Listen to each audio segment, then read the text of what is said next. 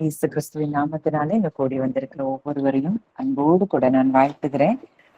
இந்த நாளுக்காக நம்ம தியானத்துக்குன்னு நம்ம எடுத்துக்கிட்ட வார்த்தை ஆஹ் கொலோசையர் 3வது அதிகாரம் 10வது வசனம். 2 வாரமா கிட்டத்தட்ட இந்த ஒரு வசனத்தை விட்டு என்னால எங்கேயுமே போக முடியல. அவ்வளவு ஒரு டீப்பான ஒரு சத்தியம் இந்த வார்த்தையில இருக்குது. இத இன்னைக்கு உங்க இருதயம் வேற எந்த இடத்துலயும் போகாம, எந்த வேற கான்சென்ட்ரேஷன் எதுலயும் இல்லாம இந்த வார்த்தைய தியானிக்கிற இடத்துல உங்க இருதயம் இருக்கும்படியா, நீதியானுடைய இருதயம் எப்படி வார்த்தைக்கு திறந்தது போல இயேசுவின் நாமத்தினால நானும் ஜெபிக்கிறேன். இந்த வார்த்தைக்கு நேராய் ஒவ்வொருவருடைய இருதயமும் திறக்கப்படுவதாக. இந்த நாள் கர்த்தர் கொடுத்த வெற்றியின் நாளாய் இந்த வார்த்தையை தியானிக்கும் பொழுதே உங்க ஆவியில ஒரு பலத்த மாற்றங்கள் உண்டாகிறத, ஆவியில நீங்க கிறிஸ்துவோடு ஒன்றிணைக்கப்பட்டு பலத்த செய்கைகள் நம் ஒவ்வொருவர் மூலமாய் நடக்கிறதை இனி வருகிற நாட்கள்ல நம்ம நிச்சயம் பார்க்க முடியும். அந்த கொலோசையர் 3வது அதிகாரம் 10வது வசனம் நான் வாசிக்கிறேன். தன்னை சிருஷ்டித்தவருடைய சாயலுக்கு ஒப்பாய் பூரண அறிவடையும்படி புதிதாக்கப்பட்ட புதிய மனுஷனை தரித்து கொண்டிருக்கிறீர்களே. அப்போ இந்த வார்த்தை எதை சொல்லுது? தன்னை சிருஷ்டித்தவருடைய சாயலுக்கு ஒப்பாய். இன்னைக்கு நீங்களும் நானும் நம்மை சிருஷ்டித்தவருடைய சாயலுக்கு ஒப்பாய் பூரண அறிவடையும்படி. அப்போ இன்றைக்கு நமக்கு அவர் எப்படி என்ன நேச்சர்ல இருக்கிறாரு, அவர் எப்படி வாழ்ந்தாரு, அவர் எப்படி வாழ்கிறார், இந்த சாயலை நம்ம அறிந்து கொள்ளும்படியாய், பூரண அறிவடையும்படியாய் புதிதாக்கப்பட்ட புதிய மனுஷனை தரித்து கொண்டிருக்கிறீர்களே. நம்ம புதிய மனுஷனை இன்றைக்கு நம்ம என்ன செய்யறோமா? தரித்து கொண்டிருக்கிறோமா? வேதத்துல நம்ம பல இடங்கள்ல பார்க்கிறோம். புது உடன்படிக்கையின் கீழே நமக்கு புதிய இருதயம், புதிய ஆவி கொடுக்கப்பட்டிருக்கிறது. புது உடன்படிக்கையில கிறிஸ்துவுக்குள் இருந்தால் அவன் புது சிருஷ்டியாய் இருக்கிறான். பழையவைகள் ஒளிந்து போயின, எல்லாம் புதிதாயின. இப்படி எல்லாமே புதுசு புதுசு புதுசுன்னு சொல்லி நம்ம வேதத்துல பல இடங்கள்ல நம்ம பார்க்கிறோம். இந்த வசனமும் அததான் சொல்லுது. தன்னை சிருஷ்டித்தவருடைய சாயலுக்கு ஒப்பாய் பூரண அறிவடையும்படி. அப்ப அவர் எப்படிப்பட்டவர், அவருடைய நேச்சர் என்ன, அவருடைய லைக்னஸ் என்ன அப்படிங்கிறத அறிந்து கொள்ளும்படி, பூரண அறிவு அடையும் போதுதான் நம்ம கிறிஸ்துவின் சாயலை வெளிப்படுத்துகிறவர்களாய் இருப்போம். அப்போ இந்த புதிய மனுஷனை தான் நம்ம தரித்து கொண்டிருக்கிறோம். நீங்க அதுக்கு முந்தின வசனத்துல நீங்க பாத்தீங்கன்னா, பழைய மனுஷனை நீங்கள் களைந்து போட்டு உங்கள் உள்ளத்தில் புதிதான ஆவி உள்ளவர்களாகி, இதெல்லாம் இன்னும் நம்ம பின்னாடி அதை தியானித்து பார்க்கும் போது வரும். எபேசியர் 4வது அதிகாரத்துல அந்த வசனம் இருக்கு. அப்போ பழைய மனுஷனை களைந்து போடணுமா? நம்ம புதிய மனுஷனை நம்ம தரித்து கொண்டிருக்கிறோம். ஆனா பழைய மனுஷன் யாரு? முதல் ஆதாம். இந்த முதல் ஆதாமுக்குள்ள இருக்கக்கூடிய நேச்சர் என்னன்னு பார்த்தோம்னா, மெயினா அவனுக்குள்ள அந்த சுயம் என்கிறது செயல்பட்டு கொண்டே இருக்குது. பயம் இருக்கு, வெட்கம் இருக்கு, அங்க உறவுகள்ல சமாதானம் இல்லாத ஒரு நிலைமை, வறுமை, இது எல்லாமே இந்த முதல் ஆதாமின் விழுகையின் மூலம் வந்த காரியங்கள்.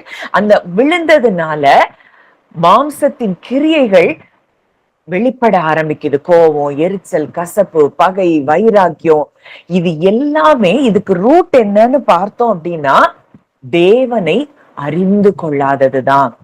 அப்போ தேவனை அறிந்து கொள்ளாதது நிமித்தம் அவன் அந்த நன்மை தீமை அறியத்தக்க அந்த மரத்துல பங்கெடுத்தது நிமித்தம் அவனுக்கு ஒரு அறிவு வருது. அந்த அறிவு எதை கொண்டு வருது அப்படின்னா, தேவனிடத்திலிருந்து ஒரு பிரிவினையை கொண்டு வருகிறது.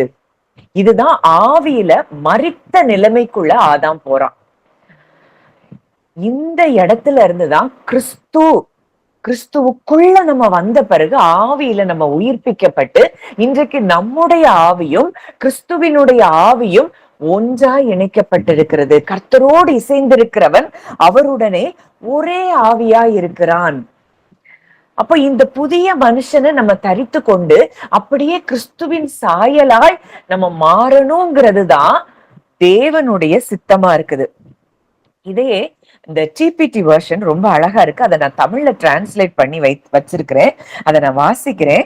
புதியதாய் படைக்கப்பட்ட நீங்கள் உங்களை படைத்த கடவுளின் சாயலில் ஒவ்வொரு நாளும் புதுப்பிக்கப்பட்டு கொண்டிருக்கிறீர்கள். இதன் மூலம் கடவுளின் முழுமையான குணாதிசயங்களையும் நீங்கள் அறிந்து கொள்ளுகிறீர்கள். இது என்ன சொல்லுது? நீங்க புதுசா படைக்கப்பட்டுட்டீங்க, கிறிஸ்துவுக்குள்ள நம்ம வந்துட்டோம். யோவான் 1 நம்ம பார்க்கிறோம், அவருடைய நாமத்தின் மேல் விசுவாசம் உள்ளவர்களாய் அவரை ஏற்றுக்கொண்டவர்கள் எத்தனை பேர்களோ அத்தனை பேர்களும் தேவனுடைய பிள்ளைகளாகும்படி அதிகாரம் கொடுத்துட்டாரு. இன்னைக்கு அவருக்கு நம்ம எல்லாருமே பிறந்துட்டோம். அப்ப புதிதாய் நம்ம பிறந்திருக்கிறோம், புதுசா நம்ம சிருஷ்டிக்கப்பட்டிருக்கிறோம்.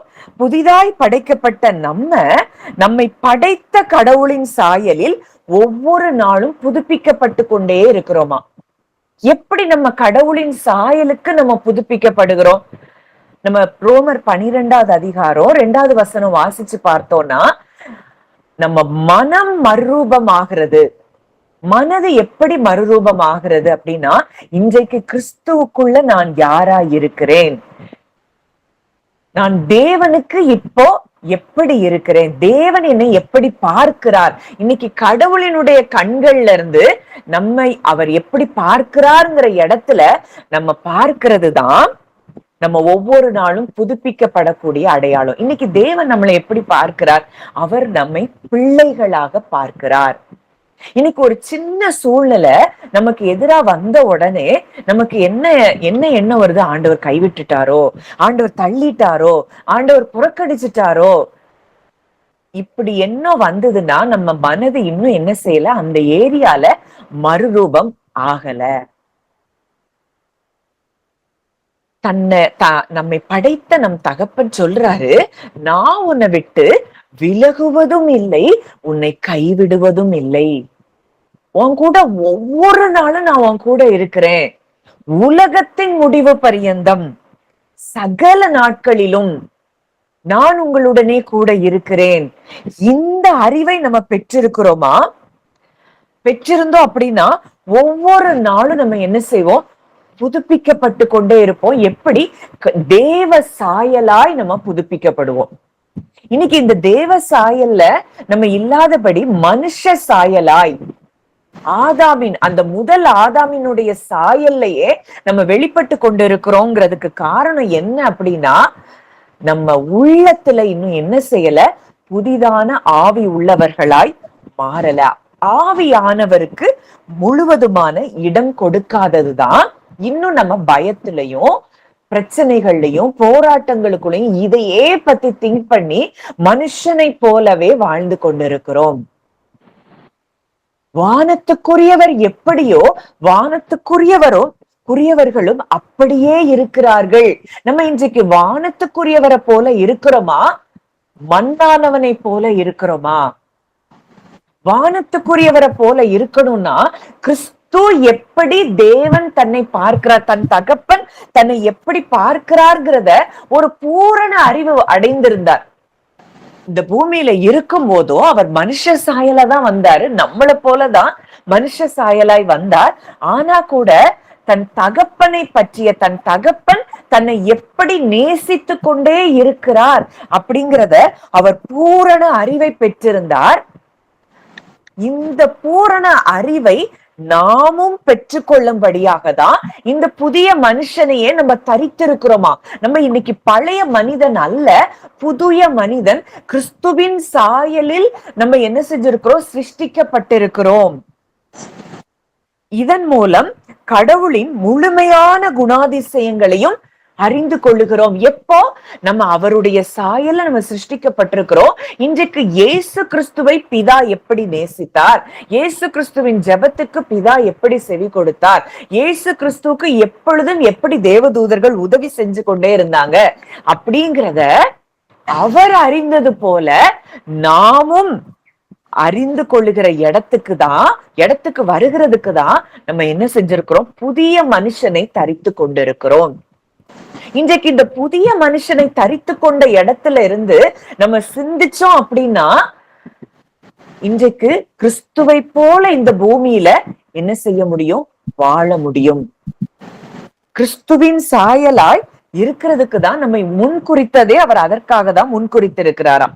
இன்னொரு ஒரு அழகான ஒரு டிரான்ஸ்லேஷன், அதுவும் ஒரு இங்கிலீஷ் பைபிள்ல உள்ள ஒரு டிரான்ஸ்லேஷன் தான். அதையும் நான் தமிழ்ல டிரான்ஸ்லேட் பண்ணியிருக்கிறேன், வாசிக்கிறேன். நீங்கள் உண்மையாகவும் சத்தியமாக நீங்க எப்படி இருக்கிறீங்க? புதியவராக இருக்கிறீர்கள். அந்த அறிவை உங்கள் உடையாக அணிந்திருக்கிறீர்கள். உங்கள் எண்ணங்கள் நாம் உயிர்த்தெழுந்து அரியணையில் அமர்ந்த அரச வாழ்க்கையால் நிறைந்திருக்கின்றன. நம்முடைய எண்ணங்கள், நம்முடைய தாட்ஸ், அததான் கொலோசியர் 3 நம்ம இந்த இதுல முதல்ல பார்க்கிறோம். இதே அதிகாரத்துல முதல்ல பார்க்கிறோம். பூமிக்குரியவைகளை அல்ல, மேலானவைகளை நாடுங்கள். கிறிஸ்து வீற்றிருக்கிற இடத்தில் உள்ள மேலானவைகளை நாடுங்கள். இன்னைக்கு நம்ம இந்த பூமியில நம்ம இருக்கிறதாவே நம்மள பார்த்துட்டு இருக்கிறோம். இந்த பூமியில நம்ம இருந்தாலும் உன்னதத்துல இன்றைக்கு அவர் கூட நம்ம உட்கார வைக்கப்பட்டு இருக்கிறோம். இந்த பூமியில இருக்கிற எந்த காரியங்களும் நம்மை ஆளுகை செய்வதற்கு இடமே இல்லை. எதுவும் நம்மள என்ன செய்ய முடியாது. தரித்திரமோ, குழப்பமோ, சமாதான குறைவுகளோ, பயமோ, வெட்கமோ, எதுவும் நம்மள என்ன செய்ய முடியாது, ஆளுகை செய்ய முடியாது. அப்போ உங்கள் எண்ணங்கள், நம்ம எண்ணங்கள் எங்க இருக்கணுமா? உயிர்த்தெழுந்து அரியணையில் அமர்ந்த அரச வாழ்க்கையால் நிறைந்திருக்கின்றன. இந்த அரச வாழ்க்கையில தான், அந்த எண்ணங்களினாலதான் நம்ம என்ன செஞ்சிருக்கிறோமா? நிறைந்திருக்கிறோம். பழைய போலியான ஆடைகள் வேண்டாம்.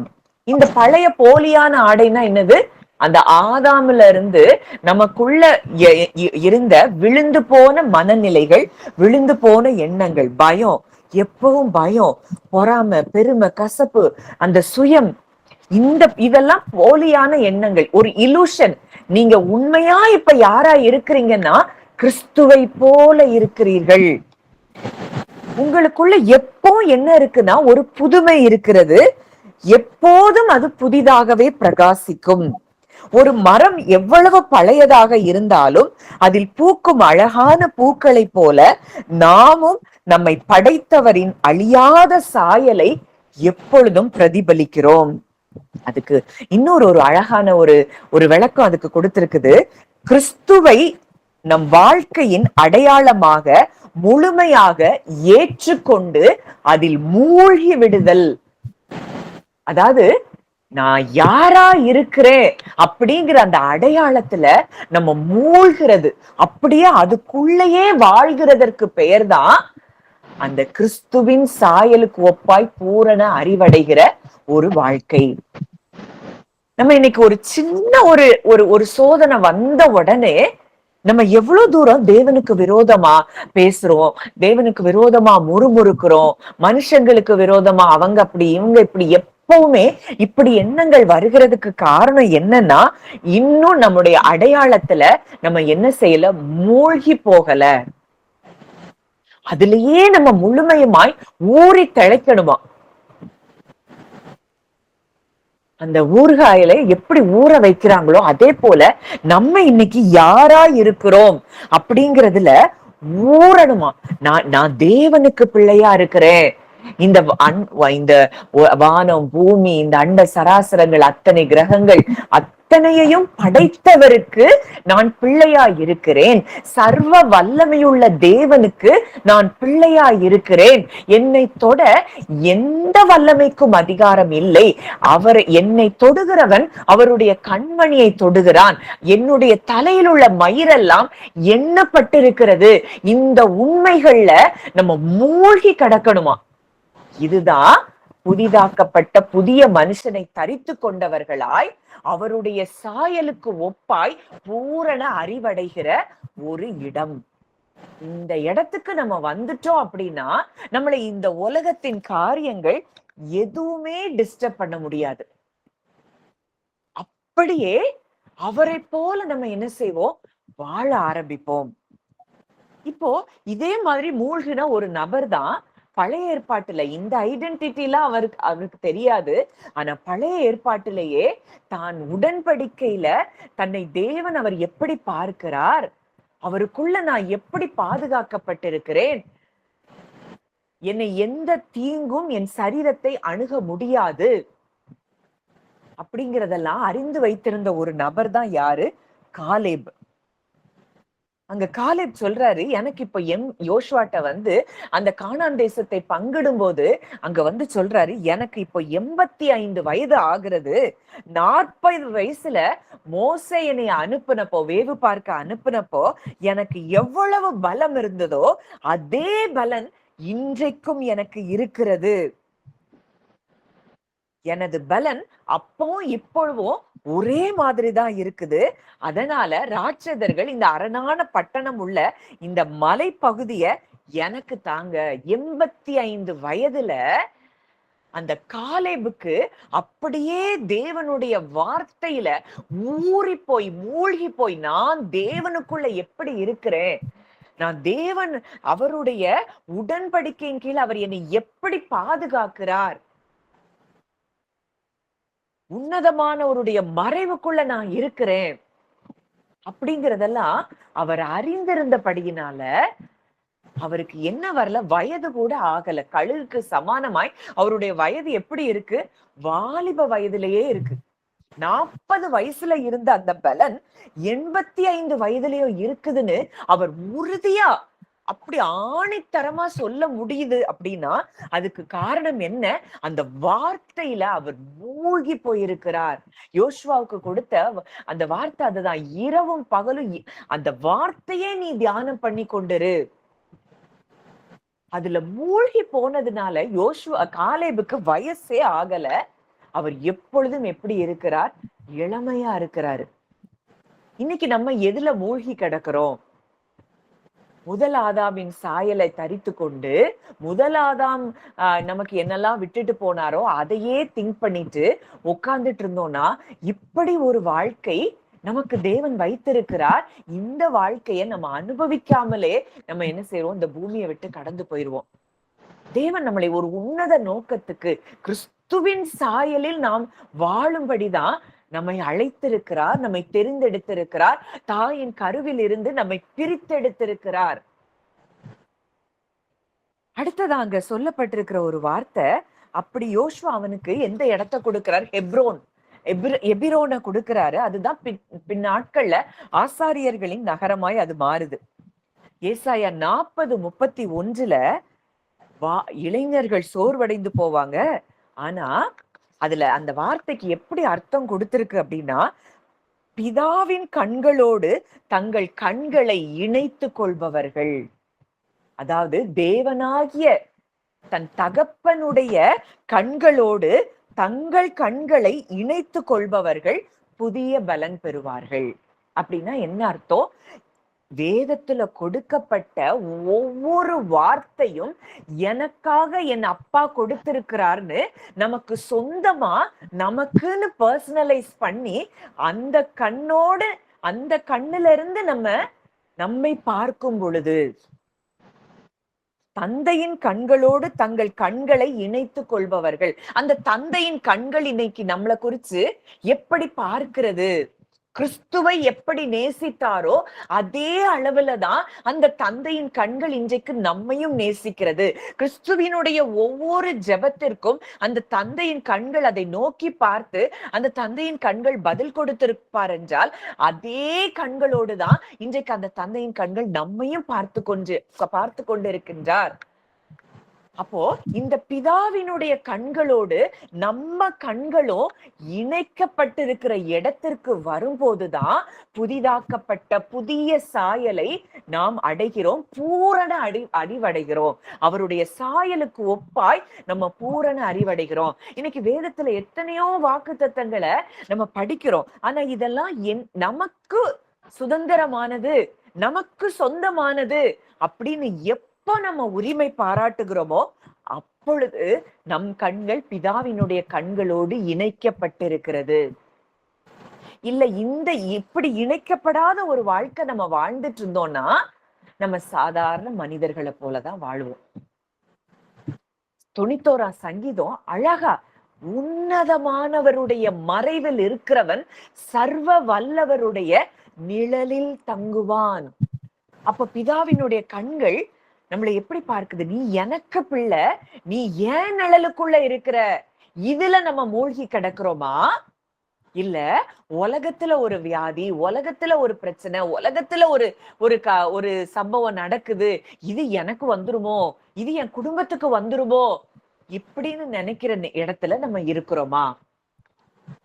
அந்த வார்த்தை என் அப்பா எனக்காக சொல்லி இருக்கிறார்னா, என் அப்பாவினுடைய வார்த்தை அந்த கண்கள்ல இருந்துதான் நான் என்னைய பார்ப்பேன், என் குடும்பத்தை பார்ப்பேன் அப்படிங்கிற இடத்துக்கு நம்ம மனது வரும்போது, அதுலயே மூழ்கி கிடக்கும் போது, இத தவிர மற்றது எல்லாம் பொய். என் எண்ணங்கள்ல எழும்புகிற நெகட்டிவான எண்ணங்கள் அது பொய். மற்ற சூழ்நிலைகள்ல இருந்து எனக்குள்ள வர்ற சத்தங்கள் பொய். நான் வாசிக்கிற நியூஸோ, நான் கேட்கிற நியூஸோ, இது எல்லாம் பொய். அப்படிங்கிற இடத்துக்கு நம்ம வரும்போது, கிறிஸ்துவின் சாயலுக்கு ஒப்பாய் நம்ம என்ன செய்யறோம்? பூரண அறிவடைகிறோம். இப்போ இந்த அப்பாவின் கண்களோடு தங்கள் கண்களை இணைத்துக் கொள்ளுகிறவர்கள் எப்படி இருக்கிறாங்களா?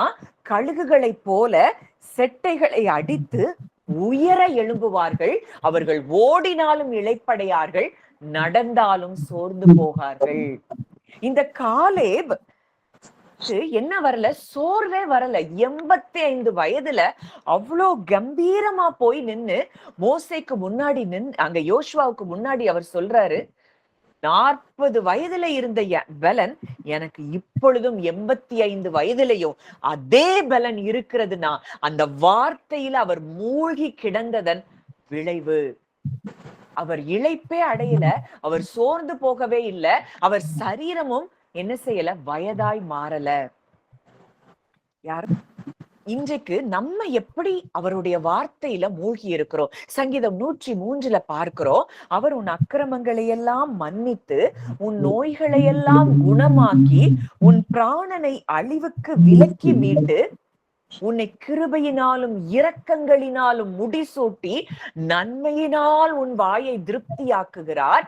கழுகுக்கு சமானமாய் திரும்ப உன் வயது வால வயது போல் ஆகிறது. கழுகுக்கு சமானமாய் நம்முடைய வயது எப்படி மாறுதான்? வால வயது போல் மாறுகிறதா. இது பழைய ஏற்பாட்டுல சொல்லப்பட்ட அந்த சம்பவம் இந்த புதிய உடன்படிக்கையின் கீழே அது நிஜமாய் மாறுகிறது. எபிரேயர் 8வது அதிகாரத்துல பார்க்கிறோம், இந்த புது உடன்படிக்கையில அவர் நம்முடைய அக்கிரமங்களையும் மீறுதல்களையும் இனி நினைப்பதில்லை. அப்போ அத அவர் நினைக்கலன்னா நம்ம வயது ஆட்டோமேட்டிக்கா எப்படிதான் மாறுது? வால வயதுக்கு மாறுகிறது.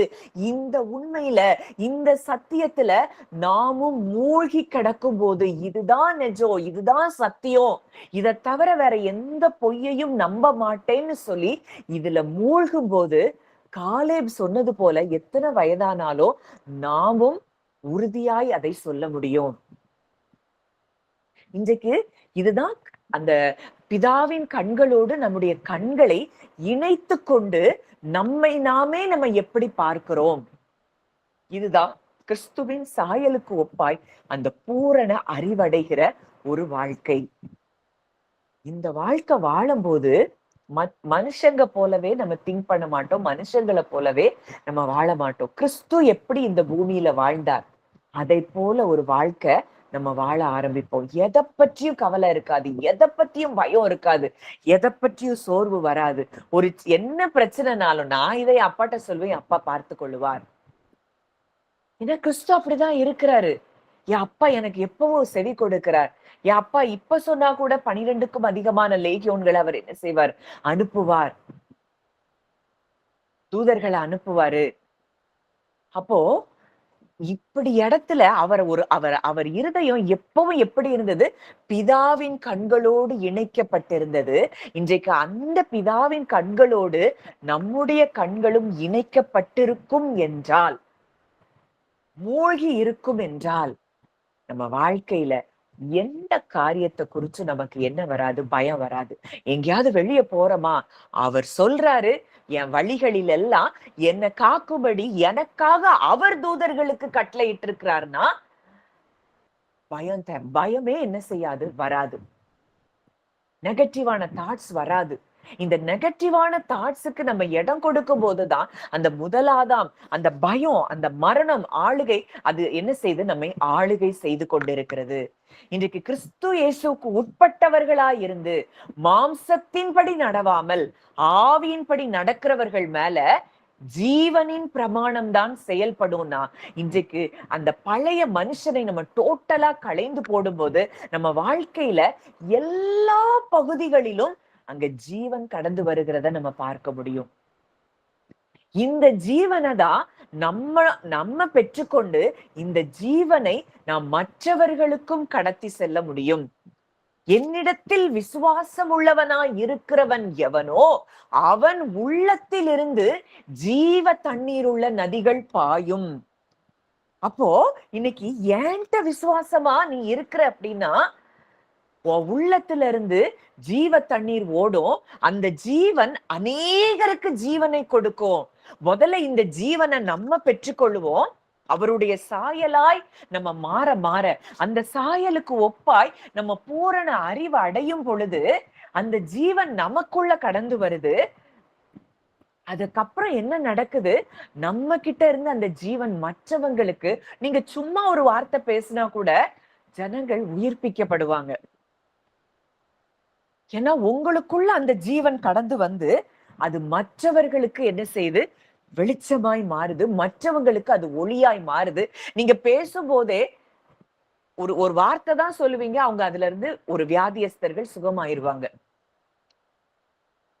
எப்போ முழுவதுமாய் தங்களை பிதாவின் கண்களோடு தங்கள் கண்களை இணைத்து கொண்டவர்கள், வார்த்தையில் பிதா என்ன வார்த்தை சொல்லி இருக்கிறாரோ அது எனக்குரியதுன்னு சொல்லி அந்த வார்த்தையில மூழ்கி கிடக்கிறவங்க,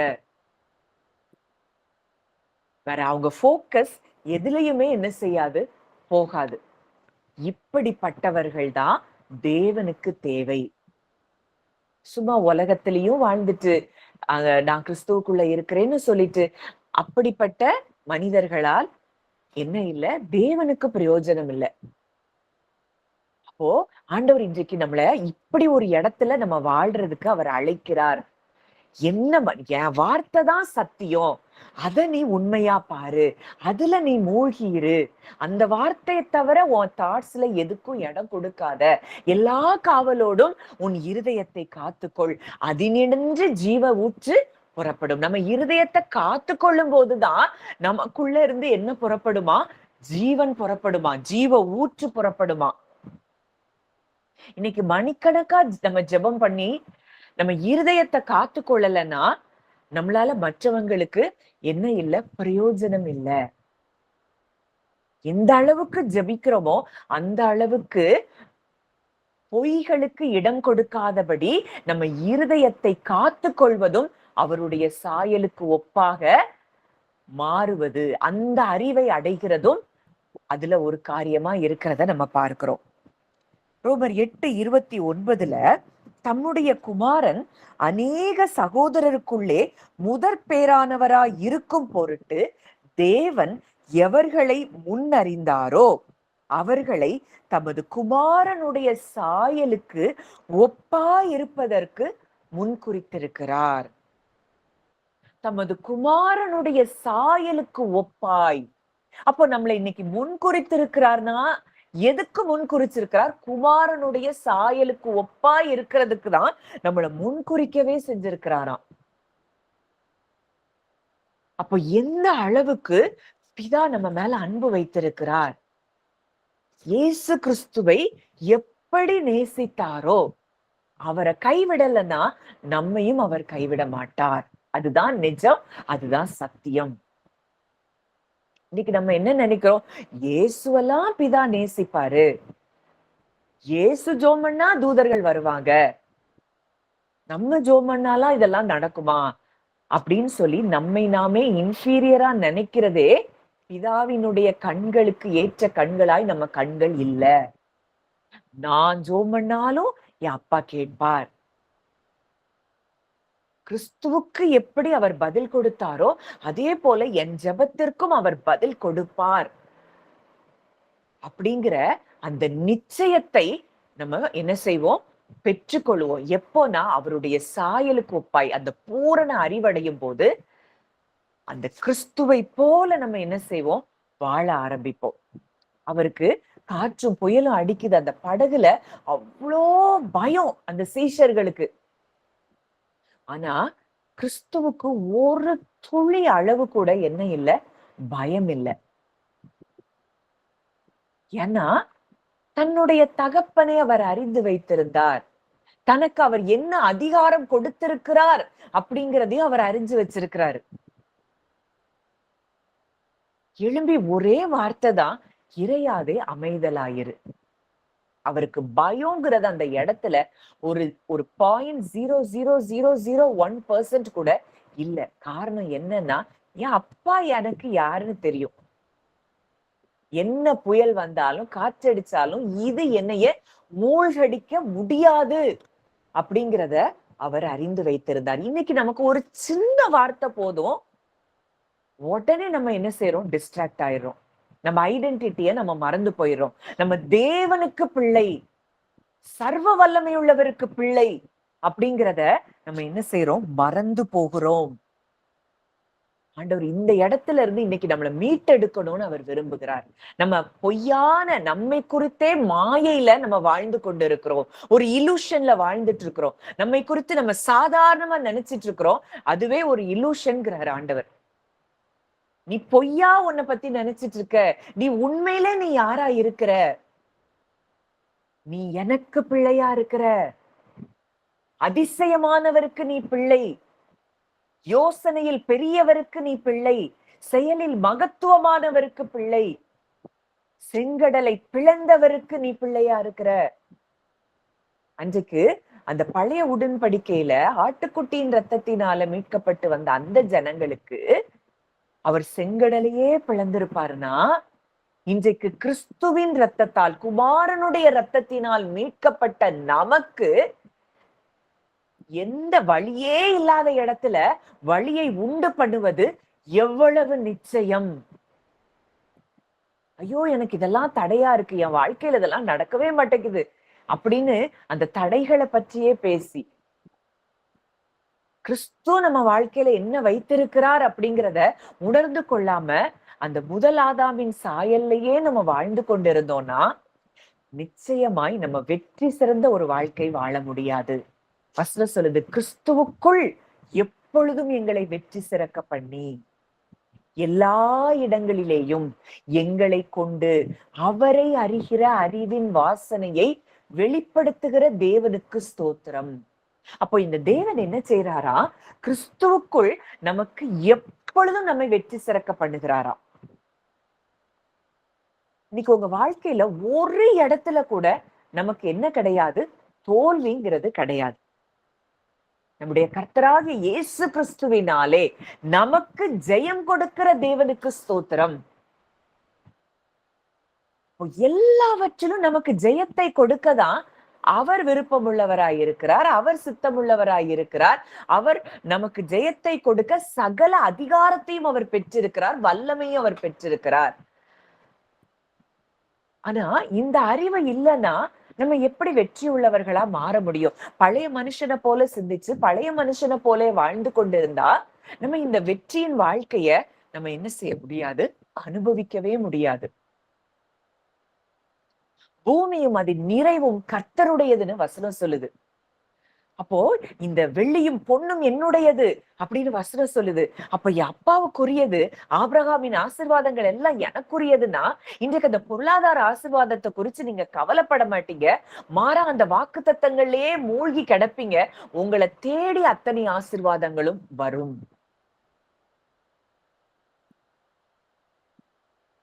நீங்க ரொம்ப கஷ்டப்பட்டு போராடிட்டு இருந்த அந்த பகுதிகள்ல அவர் என்ன செய்வாரு, அந்த அந்த வார்த்தையில மூழ்கி கிடக்கிற உங்களுக்கு அந்த நன்மைகள் உங்களை தேடி வரும்படியாய் அவர் செய்வார்.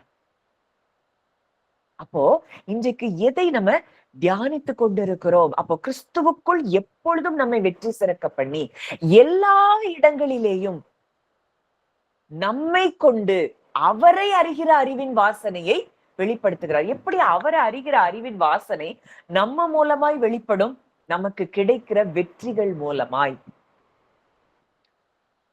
நம்ம வாழ்க்கைய மற்றவங்க பார்க்கும் பொழுது தேவனை அறிகிற அறிவின் வாசனை நம்ம மூலமாய் தேவன் என்ன செய்கிறாராம்? வெளிப்படுத்துகிறார். அதற்கு நம்ம ஒண்ணு செய்யணும். கிறிஸ்துவுக்குள் நம்ம யாரா இருக்கிறோம்? கிறிஸ்துவுக்குள் இன்றைக்கு நம்ம மீட்கப்பட்டு கிறிஸ்துவின் வலது பாரிசத்துல நம்ம உட்கார்ந்து இருக்கிறோம். இன்றைக்கு பேயோ பிசாசோ எந்த விதமான சத்துருவோ என்னையோ என் குடும்பத்தையோ ஆளுகை செய்ய முடியாது. அது எல்லாம் என் காலுக்கு கீழே இருக்குது அப்படிங்கிற அந்த அறிவை பெற்றுக்கொள்ளும் பொழுதுதான் நம்ம என்ன செய்யறோம்? அவரை அறிகிற அறிவின் வாசனையை நம்ம வெளிப்படுத்துகிறோம். அப்போ எந்த அளவுக்கு இன் கிரைஸ்ட்ல நம்ம ரூட் ஆயிட்டே இருக்கிறோமோ அந்த அளவுக்கு அதுல மூழ்கி கிடக்கணும்னு நமக்கு இந்த வசனம் கற்று தருது. இதுல மூழ்க மூழ்க மூழ்க மூழ்க உங்க சரீரத்தை பத்தின கவலை போயிரும். இந்த டாக்டர் இப்படி சொன்னாங்களே, இந்த ரிப்போர்ட் இப்படி சொல்லுது, இது இப்படி இருக்கு, அது இப்படி இருக்கு, இத பத்தின எந்த சிந்தனையும் உங்களுக்கு வராது. வசனம் என்ன சொல்லுது? நான் அவருடைய தழும்புகளால் குணமானேன். அதுதான் நிஜம், அதுதான் சத்தியம், அதுலதான் நான் மூழ்கி கிடப்பேன் அப்படிங்கிற இடத்துக்கு நீங்க வந்துட்டீங்கன்னா உங்களை இதுவரைக்கும் ஆட்டி படைத்து கொண்டிருந்த பொய்களும் அந்த பொய்யின் ஆவிகளும் உங்களை விட்டு நிச்சயமாய் அது ஓட்டம் பிடிக்கும். ஒரு வெற்றியுள்ள ஒரு வாழ்க்கைய நம்ம இந்த பூமியில வாழும்படியாக தான் தேவன் நம்மை தெரிந்தெடுத்திருக்கிறார். கிறிஸ்துவின் சாயலுக்கு ஒப்பாய் முன் குறித்திருக்கிறார். அவரை எதுவும் அசைக்க முடியலன்னா நம்மையும் எதுவும் அசைக்க முடியாது. அந்த எபேசியர் 4வது அதிகாரம் 22, 23, 24 இதே வசனங்களை தான், இதே காரியத்தை தான் அதுவும் சொல்லுது.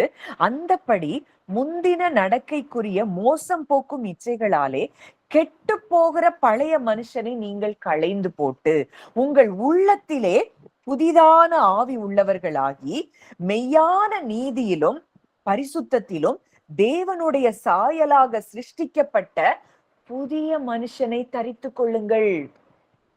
இந்த புதிய மனுஷனை தரித்து கொண்டிருக்கிறீங்களே, புதிய மனுஷனை தரித்து கொள்ளுங்க. இது எதை சொல்லுதுன்னா, ஃபுல்லா நீங்க அதுலதான் கவர் ஆயிருக்கிறோம். இந்த புதிய மனுஷன் தான் உங்களை மூடணும். பழைய மனுஷனை டோட்டலா நீங்க என்ன செஞ்சிருங்க? அந்த சுயம், முதல்ல அந்த நான் என்கிற எண்ணம், ஈகோ, இத களைந்து போடணும். அதுதான் கிறிஸ்து சொல்றாரு, ஒருவன் என்னை பின்பற்றி வர விரும்பினால் அவன் தன்னைத்தான் வெறுத்துனா என்ன இப்படி சொல்றாங்களே, என்ன இப்படி பேசுறாங்களே, என்ன எனக்கு இப்படி என்னை வந்து நான் திறமை இல்லாதவன் சொல்லிட்டாங்களே, இப்படி நமக்குள்ள நம்மளை குறிச்சு மற்றவங்க சொல்ற ஐடென்டிட்டி, நம்ம சொல்ற ஐடென்டிட்டி, இந்த நான் என்ன பார்த்து இப்படி பேசிட்டாங்களே அப்படின்னு சொல்றது, இதை எல்லாத்தையும் என்ன செய்யணுமா? வெறுக்கணுமா? நான் அல்ல, இது நான் கிடையாது, என்ன குறிச்சு தேவன் என்ன சொல்றாரு அதுதான் நான் அப்படிங்கிற இடத்துக்கு நம்ம வரும்போது கிறிஸ்துவின் சாயலுக்கு ஒப்பான அந்த பூரண அறிவை நம்ம என்ன செய்யறோம்? பெற்றுக்கொள்ள தொடங்குகிறோம். எப்பவுமே அந்த நான்கிறது நம்ம கிட்ட டோட்டலா நம்ம போனா மட்டும்தான் ஆவியில நம்ம என்ன செய்ய முடியும்? ஆவியானவரால நடத்தப்பட முடியும். இல்லைன்னா இந்த மாம்சம் நமக்கு மேலோங்கிட்டே தான் இருக்கும். இன்னைக்கு நம்ம குடும்பத்துல ஹஸ்பண்ட் ஒய்ஃபா இருக்கலாம், ஒய்ஃப் ஹஸ்பண்டா இருக்கலாம், இல்ல தாய் பிள்ளைகளா இருக்கலாம், அவங்க பிள்ளைங்க தாயை பார்த்து சொல்லியிருக்கலாம். என்ன இதெல்லாம் நம்ம இந்த உலகத்துல நடக்கிற இந்த காரியங்களே வச்சு, மனுஷங்க பேசுற காரியங்களையே வச்சு நம்ம ஐடென்டிட்டிய நம்ம வரைஞ்சிட்டே இருந்தோம் அப்படின்னா, அத நம்ம இருதயத்துல பதித்து கொண்டே இருந்தோம்னா ஆவியானவரால நடத்தப்படவே முடியாது. ஆவியானவரால நம்ம நடத்தப்படணும்னா முதல்ல நம்ம கிட்ட சாக வேண்டியது அந்த சுயம். Self centredness is the source of all grief. அந்த செல்ஃப் சென்டர்ட்னஸ், என்ன குறிச்சு, என்ன எப்படி, என்ன நான் அப்படிங்கிறத அதுல போக்கஸ் பண்ணிட்டே இருந்தோம்னா அதுதான் நம்முடைய துயரத்திற்கு மிக முக்கியமான காரியம். என்ன சொன்னா சொல்லிட்டு போறாங்க. இது நான் இல்லையே, நான் தேவனுக்கு பிள்ளையா இருக்கிறனே. தேவன் என்ன குறிச்சு என்ன சொல்லி இருக்கிறாரு, அதுதான் நிஜம், அதுதான் சத்தியம். நீங்க இந்த இடத்துக்கு வரும்போது உங்களை குறித்து அப்படி தவறான காரியங்களை பேசுற நபர்கள் கூட உங்ககிட்ட என்ன செய்வாங்க, ஒருவனுடைய வழிகள் கர்த்தருக்கு பிரியமா இருந்தால் அவனுடைய சத்துருக்களும் அவனுடைய சமாதானம் ஆகும்படி செய்வார். இன்னைக்கு நம்ம வழிகள் எப்படி இருக்கணும், அது தேவனுக்கு பிரியமா இருக்கணும். அந்த தேவனுக்கு பிரியம்னா என்ன, அவருடைய சித்தம்னா என்ன, இன்னைக்கு நம்ம அவருக்கு பிள்ளைங்கிற அந்த எண்ணங்களிலேயே வாழ்வதுதான் அவருக்கு பிரியம். அதுல வாழும்போது உங்களுக்கு எதிரா பேசுற நபர்கள் உங்ககிட்ட அவங்களே என்ன செய்வாங்க, வந்துருவாங்க. அதனால மனிதர்களை குறித்து நம்ம நினைத்து கவலைப்பட வேண்டிய இடத்துல நம்ம இல்ல. இன்றைக்கு நம்ம எப்படி இருக்கிறோம், எப்படி சிந்தித்து கொண்டு இருக்கிறோம், நம்ம எப்படி வாழ்ந்து கொண்டு இருக்கிறோம். அத குறித்து இன்னொரு டிரான்ஸ்லேஷன் அதை வாசிக்கிறேன். அவர் உங்களுக்கு கற்பித்தது என்னவென்றால், மாயைகளிலிருந்து எழும் பாவமான மற்றும் ஏமாற்றுகிற ஆசைகளினால் கெட்டுப்போன பழைய மனிதனின் வாழ்க்கையை, அதாவது பழைய சுயத்தை நீங்கள் விட்டுவிட வேண்டும். மாயை ஒரு இல்லூஷன். ஆதாம் ஃபர்ஸ்ட் ஆடமே இப்ப நமக்கு என்னது, இல்லூஷன், மாயை. அது உண்மை கிடையாது, அது நிஜம் கிடையாது. நீங்க கிறிஸ்துவுக்குள்ள வந்த பிறகு இன்னும் ஆதாமுக்குள்ள உள்ள எண்ணங்கள் உங்களுக்கு வந்துச்சுன்னா அது உண்மை கிடையாது. அத நம்ம என்ன செய்யணுமா, அந்த சுயத்தை நம்ம விட்டு விட வேண்டும். இப்பொழுது உங்களுக்கு அளிக்கப்பட்ட ஒவ்வொரு வெளிப்பாட்டின் மூலமும் நீங்கள் புதுப்பிக்கப்பட வேண்டிய நேரம். அழகா இந்த வசனம் சொல்லுது, உங்களுக்கு அளிக்கப்பட்ட ஒவ்வொரு வெளிப்பாட்டின் மூலம். ரெவலேஷன், என்ன ரெவலேஷன் உங்களுக்கு கிடைச்சிருக்குது? இந்த புதிய உடன்படிக்கையின் கீழே உங்களுக்கு என்ன வெளிச்சம் கிடைச்சிருக்குது? அந்த வெளிப்பாட்டின் மூலம் நம்ம என்ன செய்யணுமா, புதுப்பிக்கப்படணும், ரினியூ ஆயிட்டே இருக்கணும். டிரான்ஸ்பிகரேஷன் எங்க நடக்கணும், நம்ம மனதுல நடக்கணும். நம்ம மனதுல இன்னும் பழைய எண்ணங்கள் பழைய காரியங்களையே வச்சிட்டு இருந்தோம்னா நம்ம மனது என்ன செய்ய முடியாது, மறுரூபம் ஆக முடியாது. நமக்கு கிடைச்ச வெளிப்பாடு, முதல் வெளிப்பாடு, அதாவது முதலும் அது அந்த மெயினான அந்த ரெவலேஷன் என்னன்னா, வானத்தையும் பூமியும் படைத்தவருக்கு நீங்கள் பிள்ளைகள், நீங்களும் நானும் பிள்ளைகள். இந்த வெளிப்பாட்டுல நம்ம என்ன செய்யணுமா, உள்ளம் புதுப்பிக்கப்படணுமா. இந்த வெளிப்பாட்டுல நம்ம புதுப்பிக்கப்படலைன்னா அந்த முதல் ஆதாம்குள்ளேதான் நம்ம வாழ்வோம். கவலையிலையும் பயத்திலையும் சோர்வுலையும் கசப்புலையும் வெறுப்புலையும் கோபம், இது எல்லாமே நமக்குள்ள என்ன செஞ்சுட்டு இருக்கோம், செயல்பட்டு கொண்டுதான் இருக்கும். என் அப்பா யார், என் அப்பா எவ்வளவு பெரியவர், இந்த தேவனை, இவ்வளோ பெரிய தேவன் நான் தகப்பனாக பெற்றிருக்கிறேன் அப்படிங்கிற இடத்துக்கு உங்க மனது மறுரூபம் ஆகும் பொழுதுதான் நீங்க ஆவியானவரால நடத்தப்படுகிற அந்த வாழ்க்கைக்குள்ள நம்ம வர முடியும். மேலும் உங்கள் புதிய வாழ்க்கையாக உள்ளிருக்கும் கிறிஸ்துவை ஏற்றுக்கொண்டு அவருடன் ஒன்றிணைந்து வாழ்வதன் மூலம் நீங்கள் மாற்றப்பட வேண்டும். இவ்வளவு அழகா அந்த வசனம் சொல்லுது. நமக்கு உள்ளதான் இன்னைக்கு எங்க இருக்கிறாரா, கிறிஸ்து இருக்கிறார். கொலோசியர் 1:27 பார்க்கிறோம், கிறிஸ்துவானவர் மகிமையின் நம்பிக்கையாக உங்களுக்குள்ளே இருக்கிறார். இன்னைக்கு இந்த கிறிஸ்து எங்க இருக்கிறாரு, நமக்குள்ளே இருக்கிறார். அந்த கிறிஸ்துவை ஏற்றுக்கொண்டு அவர் கூட ஒன்றிணைந்து வாழ்கிறது. அந்த வாழ்க்கையின் மூலம் நாம் என்ன செய்யணுமா, மாற்றப்பட வேண்டும். இந்த கிறிஸ்துவோடு கூட இணைந்து நடக்கிற இந்த ஜேர்னி, இதுல நம்ம மனம் என்ன செய்யணுமா, புதிதாக்கப்படணும், மாற்றப்படணும். ஏனெனில் தேவன் உங்களை மீண்டும் ஒரு முறை தமது பரிபூரண நீதியினால் புதிதாக படைத்துள்ளார். அவருடைய நீதியில இன்னைக்கு நம்மளை படைச்சிருக்கிறாராம். புதிதான நீதியில, தேவ நீதி, மெய்யான நீதியிலும் பரிசுத்தத்திலும் தேவனுடைய சாயலாக சிருஷ்டிக்கப்பட்ட புதிய மனுஷனை தரித்துக் கொள்ளுங்கள். இன்னைக்கு அவருடைய நீதியில நம்ம பிறந்திருக்கிறோம். இன்னைக்கு ஆதாமின் நீதியில நம்ம பிறக்கல. அது அந்த நீதி வெறும் அழுக்கான கந்த. எல்லாரும் பாவம் செய்து தேவ மகிமை அற்றவர்களாகி அப்படின்னு இருக்கு. அந்த ஆதாமுக்குள்ள பிறந்த நம்ம எல்லாருமே பாவிகள் ஆக்கப்பட்டோம். இன்றைக்கு கிறிஸ்துவுக்குள்ள பிறந்த நம்ம எல்லாருமே நீதிமான்கள் ஆக்கப்பட்டிருக்கிறோம். விசுவாசத்தின் மூலம் கிறிஸ்துவை விசுவாசித்தது நிமித்தம் இன்றைக்கு நம்ம எல்லாரும் எப்படி மாறி இருக்கிறோம்? நீதிமான்களாய் மாற்றப்பட்டிருக்கிறோம். இதுல நீங்க வாழுங்க. நீ நீதிமான்கிற இடத்துல இருந்து நீ வாழு. நீ பரிசுத்தவான்கிற இடத்துல இருந்து நீ வாழு. அதாவது திருப்பி வாசிக்கிறேன். அவருடன், ஏனெனில் தேவன் உங்களை மீண்டும் ஒரு முறை தமது பரிபூரண நீதியினால் புதிதாக படைத்துள்ளார். நீங்க இன்னும் நான் பாவம் செஞ்சுட்டேன், அந்த நாள்ல பாவம் செஞ்சேன், அதனால எனக்கு இப்படியா அப்படியா இப்படி இந்த தாட்ஸே அது என்னது? டிமானிக். மனுஷனை போல சிந்திக்கிற எண்ணங்கள் எல்லாம் பிசாசு கொடுக்கிற எண்ணங்கள். அவர் என்னை எப்படி படைத்திருக்கிறார்? அவருடைய நீதியில, அவருடைய பரிசுத்தத்துல என்னை படைத்திருக்கிறார். நீங்கள் இப்பொழுது உண்மையான பரிசுத்தத்தின் உலகில் அவருக்கு சொந்தமானவர்கள். ஆகவே எல்லா விதமான நேர்மையற்ற தன்மையையும் பொய்களையும் விட்டுவிடுங்கள். கிறிஸ்துவின் சாயலுக்கு ஒப்பாய்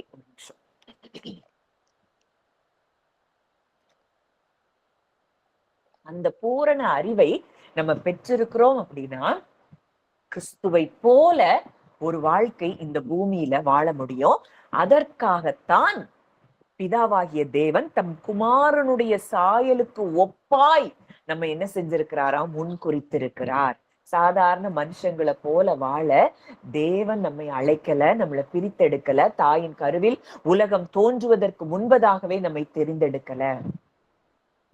உன்னதமான நோக்கங்கள், உன்னதமான திட்டங்கள் இங்க வந்திருக்கிற நம்ம எல்லாரு மேலையும் தேவன் வைத்திருக்கிறார்ங்கிறத நான் ஆழமா நம்புறேன். அப்போ நீங்க ஒரு வார்த்தை வாசிக்கிறீங்க, ஒரு வாக்கு தத்தத்தை வாசிக்கிறீங்கன்னா இது ஏன் அப்பா எனக்கு கொடுத்தது. இதோ ஒவ்வொரு வாக்கு தத்தமும் உங்களுக்கு கொடுக்கப்பட்ட உயில்ல அவர் எழுதி கொடுத்திருக்கிறார். இது உங்களுக்கு சொந்தமானதுங்கிறத நீங்க என்றைக்கு உங்களுக்குன்னு உரிமை பாராட்டுறீங்களோ அது உங்களுக்கு வந்து சேரும். இல்ல சாதாரண மனுஷங்களை போல மற்ற காரியங்களையே திங்க் பண்ணி மனுஷங்க சொல்றத கேட்டு மனுஷங்க சொல்றதுலே வாழ்ந்துட்டு இருந்தோம்னா சாதாரண ஒரு வாழ்க்கை வாழுவோம், அவ்வளவுதான். நம்மளை அசாதாரணமான ஒரு வாழ்க்கைக்கு, ஒரு சூப்பர் நேச்சுரல் லைஃபுக்கு தான் தேவன் நம்மை தெரிந்தெடுத்திருக்கிறார். 2 கொரிந்தியர் 3:18 பார்க்கிறோம், நாம் எல்லாரும் திறந்த முகமாய் கர்த்தருடைய மகிமையை கண்ணாடியிலே காண்கிறது போல கண்டு ஆவியாயிருக்கிற கர்த்தரால் அந்த சாயலாகத்தானே மகிமையின் மேல் மகிமை அடைந்து மறுரூபப்படுகிறோம். இதெல்லாம் திறந்த முகமா கண்ணாடிய கர்த்தருடைய மகிமைய கண்ணாடியில பார்க்கிறது போல பார்க்கிறோமா. எப்படி? வேதத்துல சொல்லப்பட்ட அந்த வார்த்தைகளை நம்ம நமக்குன்னு எடுத்துக்கொண்டு இது எனக்கு உரியதுன்னு சொல்லி பிதாவின் கண்களோடு நம்முடைய கண்களை இணைத்து கொண்டு பிதா நம்மை எப்படி பார்க்கிறார்ங்கிற இடத்துல இருந்து நம்மை நாம் பார்க்கும் பொழுது ஆவியா இருக்கிற கர்த்தரால் நம்ம என்ன செய்யறோமா? மகிமையின் மேல் மகிமை அடைந்து மறுரூபப்படுகிறோம். அந்த 2 கொரிந்தியர் 3 அதுல நம்ம தியானித்து பார்த்தோம்னா ஒரு அற்புதமான காரியம் இருக்கு. அவ்வளவு ஒரு மகிமை.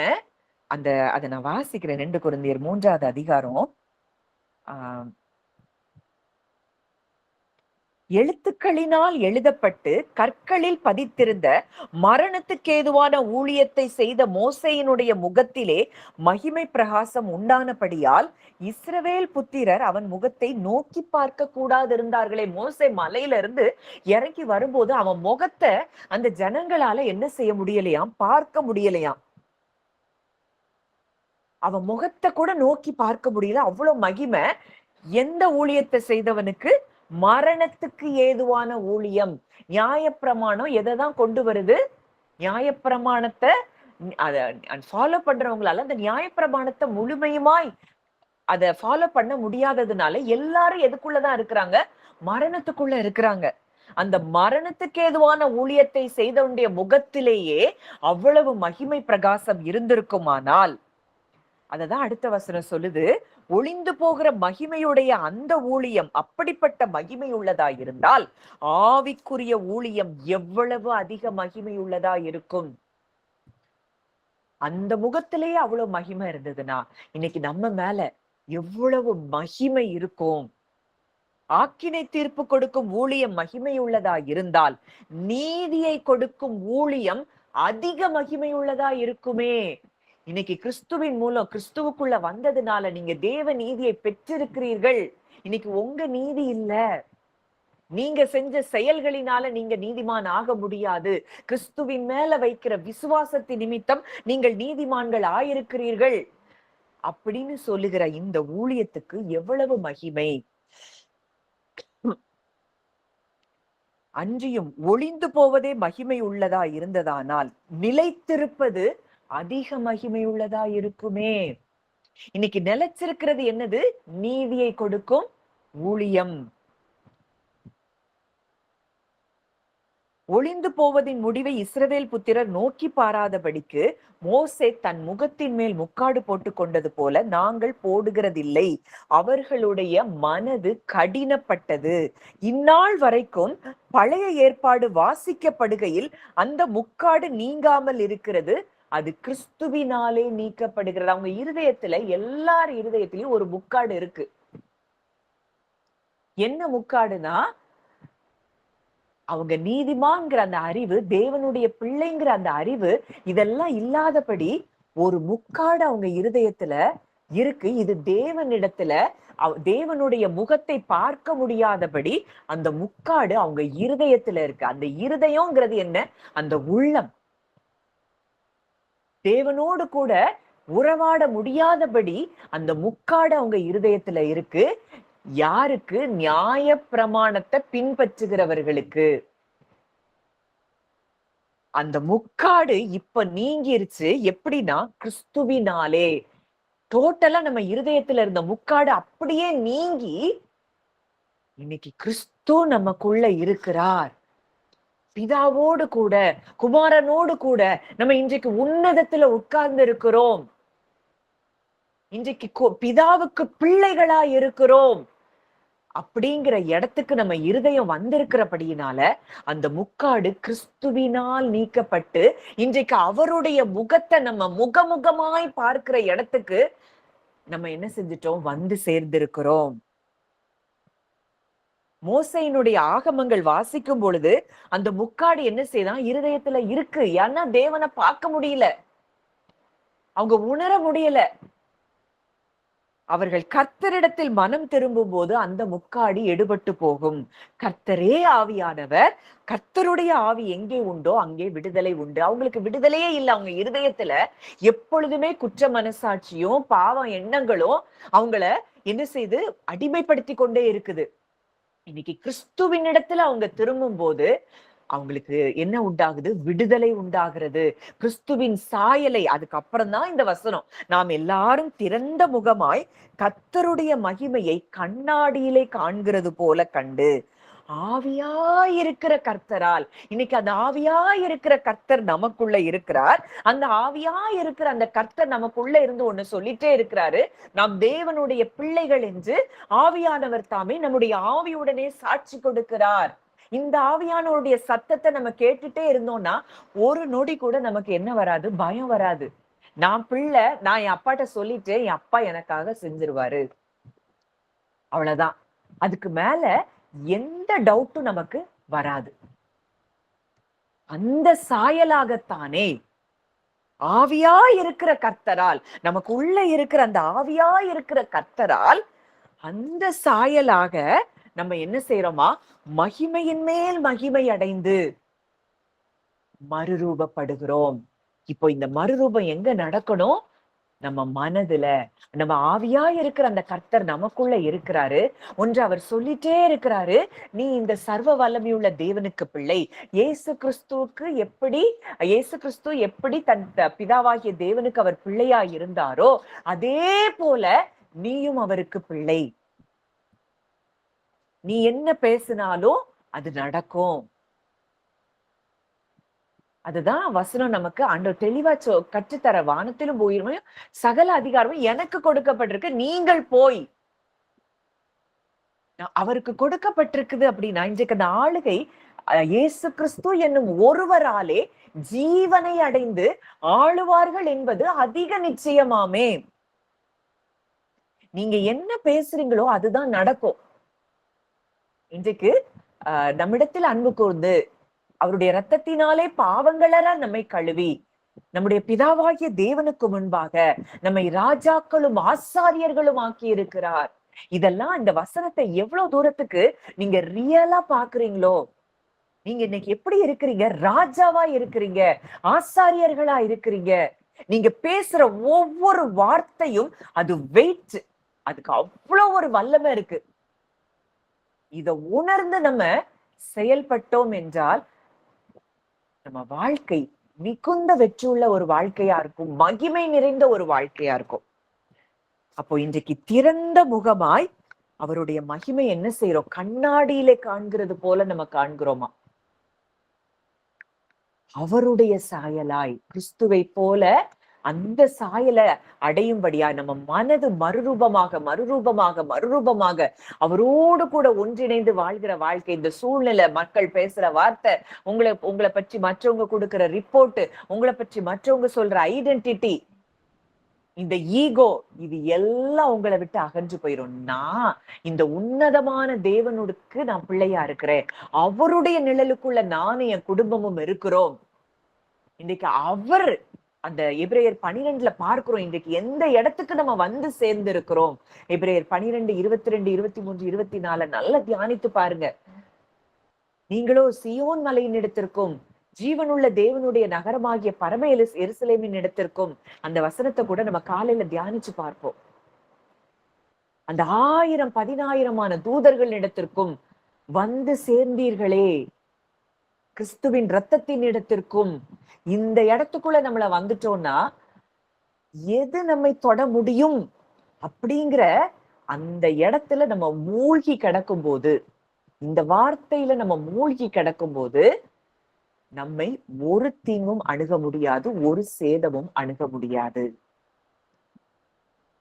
அதான் இப்பிரபஞ்சத்திற்கு ஒத்த வேஷம் தெரியாமல், உலக மனுஷங்களை மாதிரி நம்ம சிந்திக்கவும் பேசவும், அவங்க என்ன வேணாலும் பேசலாம், நியூஸ்ல என்ன வேணாலும் சொல்லலாம், நம்மளை சுற்றி இருக்கிற நபர்கள் நம்மளை குறிச்சு என்ன வேணாலும் சொல்லலாம்.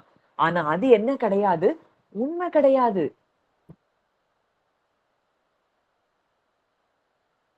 பிரபஞ்சத்திற்கு ஒத்த வேஷம் தன் தேவனுடைய நன்மையும் பரிபூரணமான சித்தமும் இன்னதென்று பகுத்தறியத்தக்கதாக உங்கள் மனம் புதிதாகிறதினாலே மறுரூபமாகுங்கள். இந்த மனது புதிதாக புதிதாக புதிதாக நம்ம அவருடைய கிறிஸ்துவின் சாயலுக்கு ஒப்பாய் அந்த அந்த பூரண அறிவை நம்ம பெற்றுக்கொள்ளும் பொழுது நம்ம வாழ்க்கை எப்படி இருக்கும்? வாசனை நிறைந்த வாழ்க்கையாய், தேவனை அறிகிற அறிவின் வாசனை நம்ம மூலமாய் மற்றவர்களுக்கு வெளிப்படுகிற ஒரு வாழ்க்கையாய் நிச்சயம் இருக்கும் அப்படிங்கிறதுல சந்தேகமே இல்லை. நிச்சயமாய் தேவன் இந்த வார்த்தைகள் மூலம் உங்க ஒவ்வொருவரோடு கூட இடைப்பட்டிருக்கிறார் அப்படிங்கிறத நான் நிச்சயமா நம்புறேன். நம்ம ஜெபிக்கலாம். நல்ல தகப்பனே, நன்றியோடு உம்மை துதிக்கிறோம், ஸ்தோத்தரிக்கிறோம் அப்பா. இந்த நல்ல நாளிலும் அப்பா எங்களோடு இடைப்பட்ட உங்களுடைய வார்த்தைகளுக்காக நாங்கள் நன்றி செலுத்துகிறோம் அப்பா. இன்றைக்கு இந்த பூமியில இருந்தாலும் உன்னதத்துல நாங்க உங்க பக்கத்துல உட்கார்ந்து இருக்கிறோம்ப்பா. கிறிஸ்து வீற்றிருக்கிற இடத்தில் உள்ள மேலானவைகளை நாடுங்கள் என்று சொல்லி எங்களுக்கு நீங்க கற்றுக் கொடுத்திருக்கிறீங்கப்பா. உங்க பக்கத்துல நாங்க உட்கார்ந்து இருந்தோம்னா எங்களுக்கு கீழேதான் எதுவும் எங்களை ஆளுகை செய்ய முடியாது. நாங்க எல்லாவற்றையும் ஆளுகை செய்யக்கூடிய இடத்துல நீங்க எங்களை உட்கார வைத்திருக்கிறீரப்பா.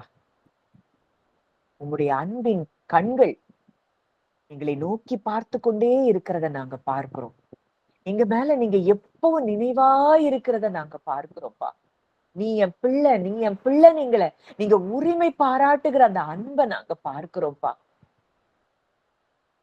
இதுதான் நிஜம், இதுதான் சத்தியங்கிற இடத்துக்கு எங்க இருதயம், ஒவ்வொருவருடைய இருதயமும் இந்த இடத்திற்குள்ளேயே மூழ்கி கிடக்க என் தகப்பன் எங்களுக்கு கிருபை தரும்படியாய் நாங்கள் ஜெபிக்கிறோம் அப்பா.